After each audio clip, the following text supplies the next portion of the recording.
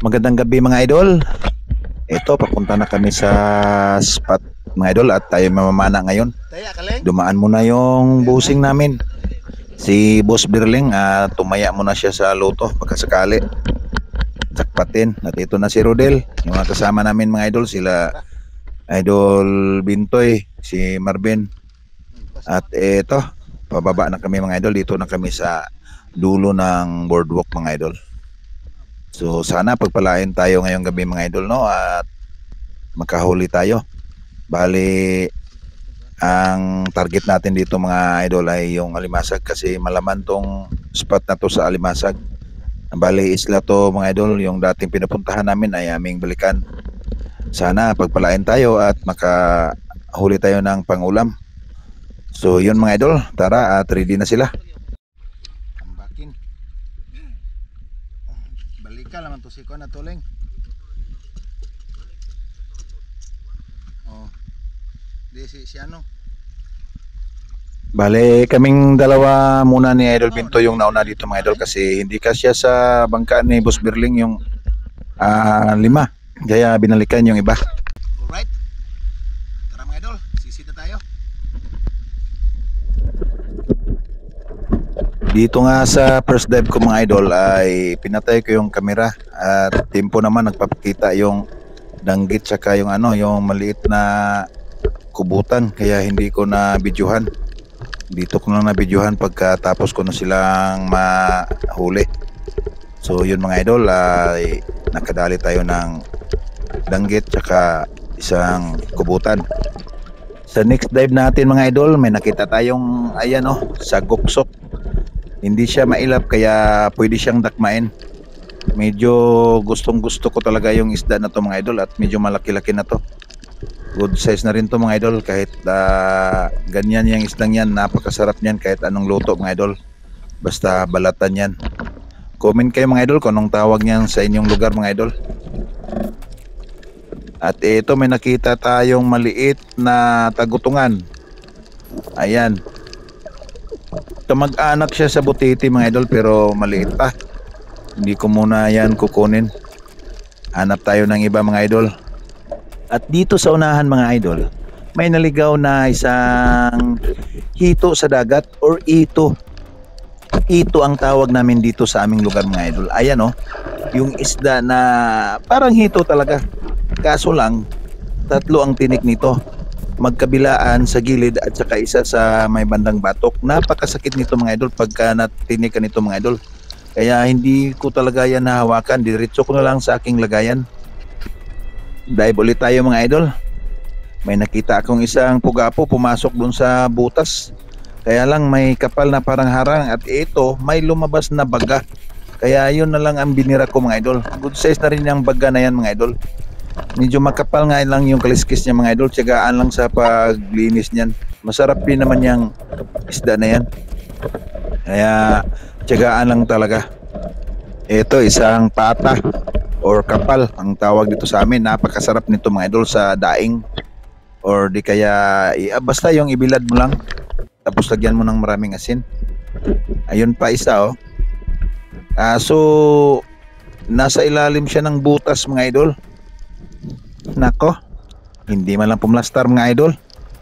At ayun na, pumasok na talaga sa ilalim. Hindi na natin makita mga idol. At ito na lang, tagbago mga idol. Paborito ko rin tong isda na to mga idol. Kamag-anak to ng danggit mga idol.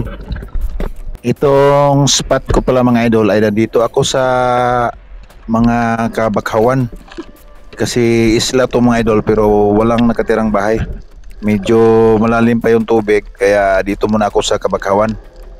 Naghahanap ako dito ng mahanting na mga alimasag para may madauwi tayo. At eto, baga na naman. Ayun, yari kang baga ka. Pagtiyagaan natin to mga idol kahit anong makita natin mga idol basta hindi lang nakakalason. Kasi dumayo pa kami ng malayo mga idol para lang makapangilaw, makapag-spear fishing dito. Kaya hindi natin palampasin kung ano yung ating makikita. At ito, danggit. Pwedeng pwede na to mga idol. maigi nito. Kasi talagang napakamahal ng isda na sa amin dito sa Bohol mga idol. Hindi kagaya ng ibang probinsya mga idol, murang-mura lang yung isda. At ito pa, isa na namang baga yung nakita natin. Tirahin na natin to mga idol. Pwede na to pang dagdag sa ating pang ulam. Bale, speaking of dayo mga idol, hindi naman kami lugi mga idol kasi yung konsumo namin sa gasolina is bale 50 pesos. Tapos makahuli kami pag naka-jackpot pa marami-rami. Pang ulam na din kahit pang ilang kainan, pang 3-4 na kainan. Pag sinuwerte pa, makapagdain pa.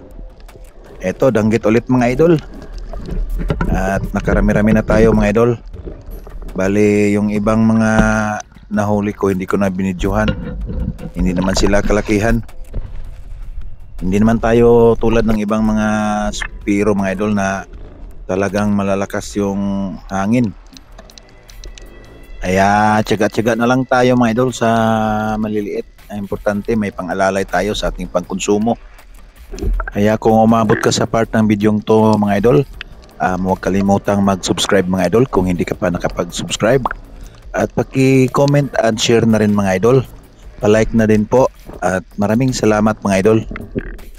At dito mga idol, nakakita na tayo ng alimasag. Bali, unang kita natin ng alimasag mga idol. Pinaplastar ko muna mga idol at dadakmain natin to mga idol.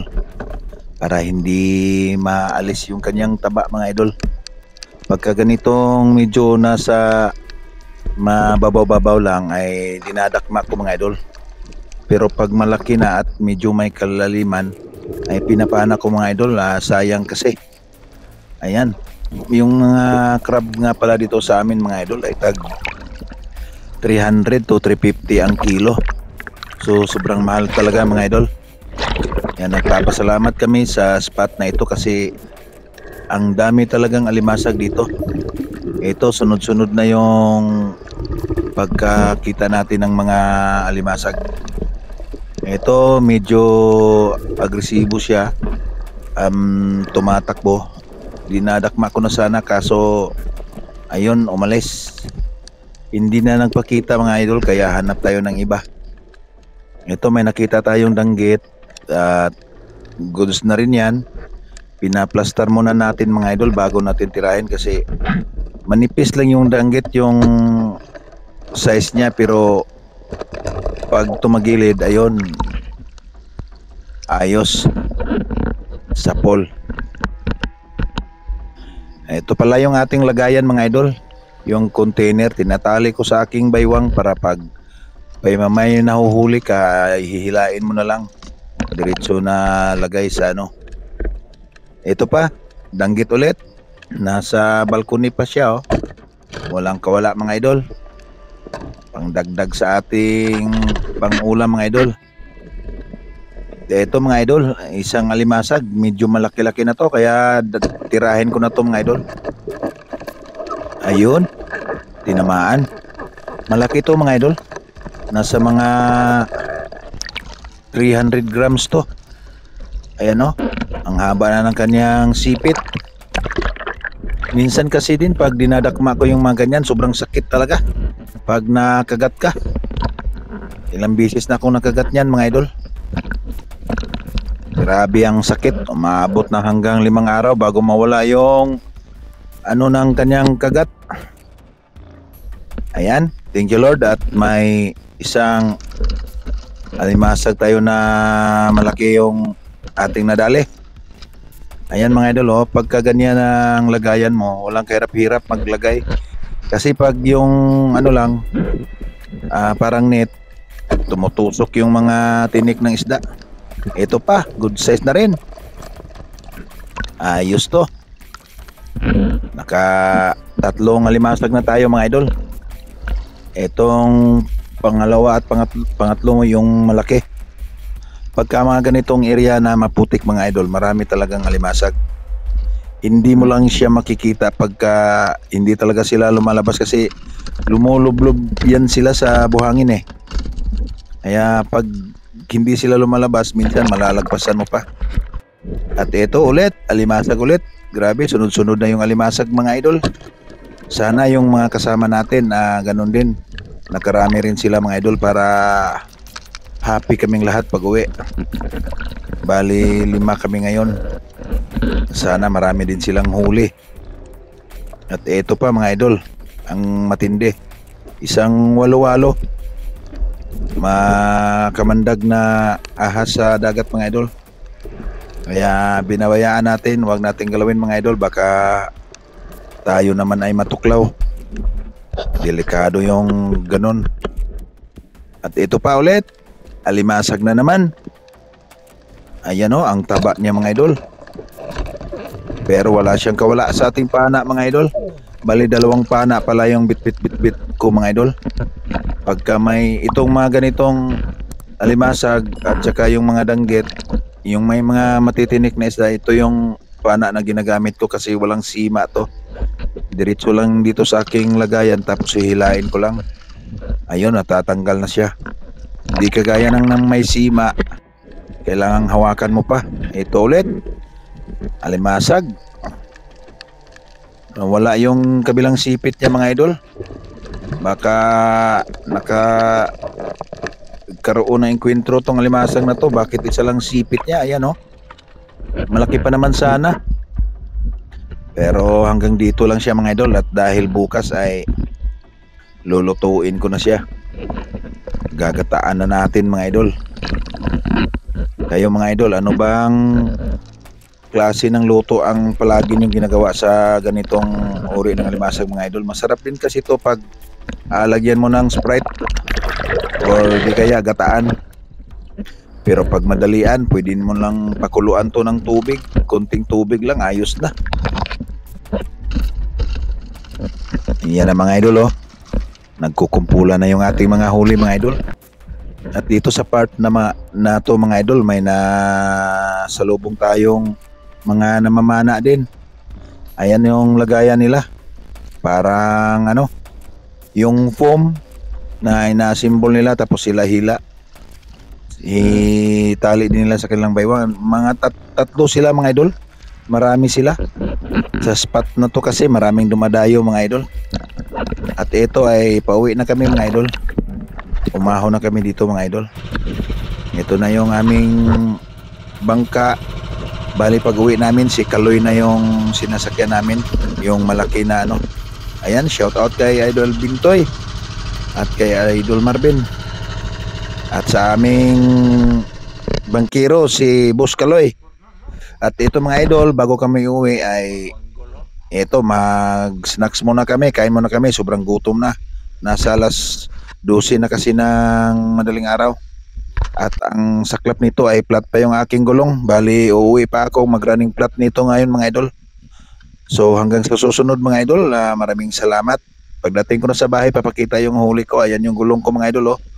Flat talaga. Buti na lang at bali 3 motor kami, yung isa doon na lang sa isa sasakay. So yun mga idol, ito na yung ating huli. May alimasag natin madami. At yung ating isda na sari-sari, mayroong good size at mayroon ding maliliit. Yung good size natin, yung ating pamprito. Yung maliliit natin mga idol, pagka may araw ay ibibilad natin mga idol. So tamang-tama yan pang dagdag sa ulam natin. So hanggang dito na lang mga idol. Maraming salamat. God bless you all.